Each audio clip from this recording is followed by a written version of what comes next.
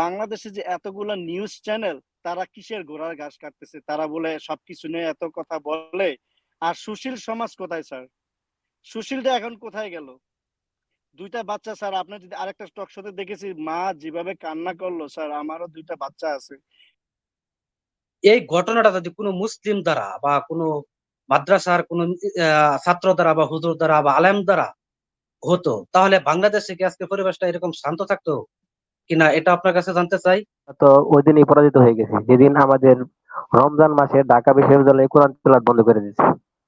তারপরে আপনার পহেলা বৈশাখে তারা মঙ্গল শোভাযাত্রা নামের অশ্লীলতা, মানে তারা একটা হিন্দুত্ববাদী রাষ্ট্র কায়েম করার ব্যবস্থা করে দিয়েছে সরকার।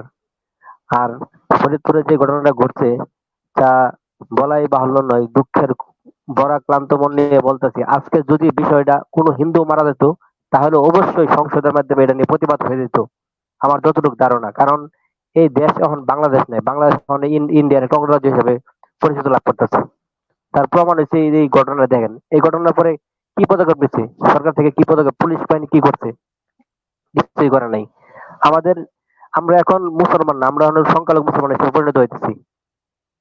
আমাদের অস্তিত্ব বিলীন করতেছে এই আওয়ামী লীগ। একটা এমন পর্যায়ে নিয়ে গেছে আমাদেরকে, যে আমরা ভারতের যেমন মুসলমানরা নামাজ পড়লে পাশে লাথি মারে, আমাদের সেই দিন অচিরেই আমরা সামনে দেখতে পারবো, আমরা মনে হচ্ছে এটা। জি, ধন্যবাদ আপনাকে। আর মনির, জনাব মনির। জি, ধন্যবাদ মনির ভাই আমাকে সুযোগ দেওয়ার জন্য। এখানে সম্মানিত আলোচক আছেন, আসসালামু আলাইকুম। আজকে মানব জমিন পত্রিকা একটা লিড নিউজ দিয়েছে যে ফরিদপুরে যে হত্যাকাণ্ড হয়েছে ওইখানে চেয়ারম্যান নাকি মারামারিটা আগে শুরু করেছেন। তাহলে প্রশাসন যদি জনগণের বিরুদ্ধে চলে যায়, নির্বাচিত চেয়ারম্যান যদি জনগণের বিরুদ্ধে চলে যায়, তাহলে জনগণ কার কাছে নিরাপদ থাকবে? দ্বিতীয়ত হচ্ছে, আজকে ভারত সীমান্তে একজন বাংলাদেশিকে গুলি করে হত্যা করেছে, কিন্তু সরকারের কোনো প্রতিক্রিয়া নাই। আজকে লন্ডন ভারতীয় এম্বাসির সামনে বাংলাদেশিরা প্রতিবাদ সমাবেশ করেছেন, এজন্য ওদেরকে অনেক অসংখ্য ধন্যবাদ। আর স্যার মাঝে মধ্যে অনেক জ্ঞান গর্ব কথা বলেন, আমরা শুনি, কিন্তু সরকার এবং জনগণের মধ্যে কি রকম প্রতিক্রিয়া হইতেছে আমরা বুঝতে পারতেছি না। স্যার আমি আপনার সাথে একটু অ্যাড করতে চাচ্ছি, সেটা হলো স্যার, আপনার ওইখানে যে সংঘর্ষণটা হলো, আমি ভিডিও গুলো সব দেখেছি, ইভেন আমার টুইটারেও আমি শেয়ার করেছি ওই ভিডিও বা পিকচার্স। ওইখানে দেখলাম লাইক পুলিশ ভিতরে যেতে পারলো না, আর 2 জন মানুষকে ওই স্কুলের ভিতরে লাইক দরজা আটকিয়ে যে মারতেছিল, আর বাইরে সব আরো উস্কানি দিতেছিল যে মারো মারো, ভিডিও করতেছিল। আর 7 ঘন্টা লাগে পুলিশ। বাংলাদেশ যদি এত স্মার্ট, এত কিছু হয়ে যায়, এত স্ট্রং ল হয়ে থাকে, তাহলে কিভাবে 7 ঘন্টা লাগে ওই পরিস্থিতি লাইক ঠিক করার জন্য?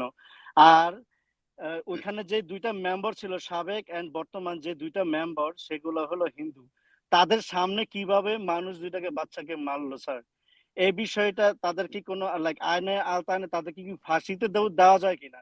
আর এই যারা এই ঘটনাগুলো ঘটাইছে স্যার, তাদেরকে ওপেনলি, যেমন ওপেনলি যদি ফাঁসি দিতে পারে, বাট ওই যে বলতেছে এখন তিন তিন 3 সদস্য লাইক করেছে তারা কমিটি, লাইক এই কমিটি আমরা চাই না, আমরা চাই বিচার রাইট নাও। ওই যে করে দেখতেছি লাইক 2-3 দিন পরে আবরারের মতন আমরা চাই না এগুলা লাইক হারায় যাক। আর এটা যদি কোনো মুসলমান হতো স্যার, আপনি ভালো আপনার সুন্দর করে বলেন, যদি হতো তাহলে কি হয়ে যেত। বাট আজ পর্যন্ত ইভেন এই যে মনির ভাই অলরেডি লাইক পোস্ট দিয়েছে, আমরা অলরেডি দেখেছি, সে এটা নিয়েও কথা বলেছে। কিন্তু বাংলাদেশে যে এতগুলা নিউজ চ্যানেল, তারা কিসের ঘোড়ার ঘাস কাটতেছে? তারা বলে সবকিছু নিয়ে এত কথা বলে। আর সুশীল সমাজ কোথায় স্যার? সুশীলটা এখন কোথায় গেল? 2 টা বাচ্চা স্যার, আপনি যদি আরেকটা টক শোতে দেখেছি, মা যেভাবে কান্না করলো স্যার, আমারও 2 টা বাচ্চা আছে। আহ, 2টা সে বলতেছিল, মা বলতেছিল আমার একটা কোরআন হাফেজ, তারা পড়াশোনা করতে চায় না দেখে, যদি খারাপ হয়ে যায় সেই কারণে তারা সে কাজে দিয়ে দিছে। এমন মাকে তো সেলুট দেওয়া উচিত। আর সেই মার 2টা সন্তানকে তারা নিয়ে ফেললো। আর হিন্দুত্ববাদ করে যে এরা, লাইক তাদের কি কোনো কমন সেন্স নাই? 2টা বাচ্চা শিশু, তাদের চেহারা দেখলেও তো বোঝা যায়, লাইক মারবে কেন? লাইক তাদেরকে তো লাইক মেম্বার ওইখানে যে যারা আছে, তো স্যার এটা হলো সব পুরা ইন্ডিয়ান।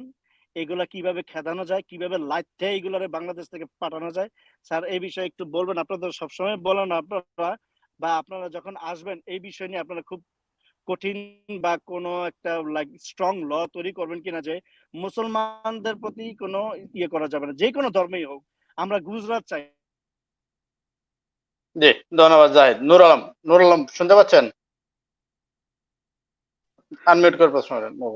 জি, আসসালামু আলাইকুম মনির ভাই, আসসালামু আলাইকুম রাজু ভাইকে।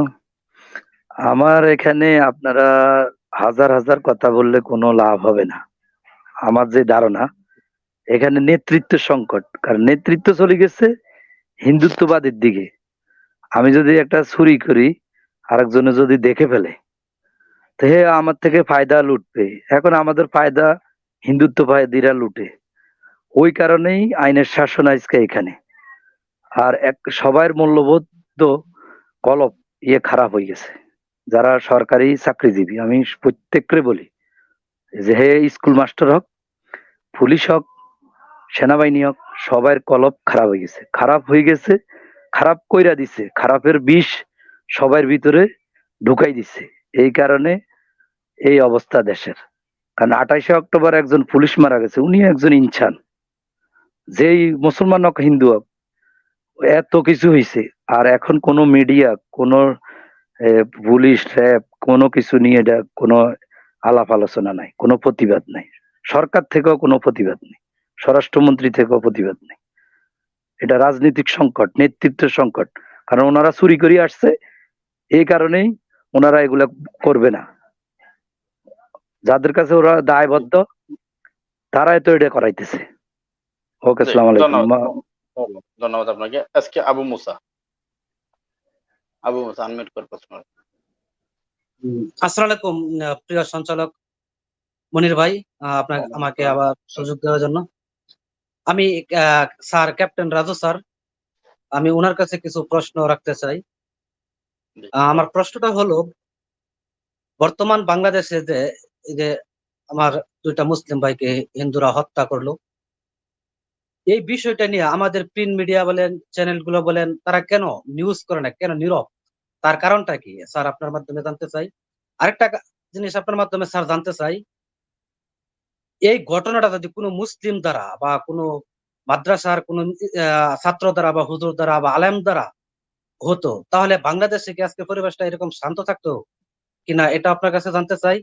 আর যদি এরকম হতো, তাহলে আমাদের মুসলিম জাতিদেরকে কি বলা হতো? জঙ্গি ট্যাগ দেওয়া হতো, জামাত শিবির, বিএনপি এটা বাংলাদেশকে উত্তপ্ত করার জন্য, রাজনীতি পরাস্ত হয়েছে জন্য, এই জন্য এটা ঘটনা ঘটেছে, এরকম বলা হতো কিনা। তাহলে আজকে আমাদের মিডিয়া, প্রিন্ট মিডিয়া বলেন, সুশীল সমাজ বলেন, সুশীল নাগরিকরা বলেন, বুদ্ধিজীবীরা বলেন, স্বয়ং প্রধানমন্ত্রী সহ, পররাষ্ট্রমন্ত্রী সহ সবাই কেন এটা নিয়ে নীরব? কেন তারা কোনো কথা বলছে না? কেন এটা কোনো প্রতিবাদ জানাচ্ছে না? শুধু আমরা অনলাইনে মনির ভাই আছে আর ফেস দ্য পিপল, এই কয়েকটা চ্যানেল ছাড়া, হাসিনা আক্তার আছে, কয়েকটা চ্যানেল ছাড়া আমি কোথাও এই নিউজটা আর টক শো আয়োজন করতে আমি এখনো পর্যন্ত দেখি নাই। ওইরকম ভাবে আমার চোখে আসে নাই, নজর আসে নাই। কেন? এটার পিছনে কারণটা কি, রহস্যটা কি স্যার? আপনি দয়া করে এটা বিশ্লেষণ করবেন, আমরা এটা জানার ইচ্ছা।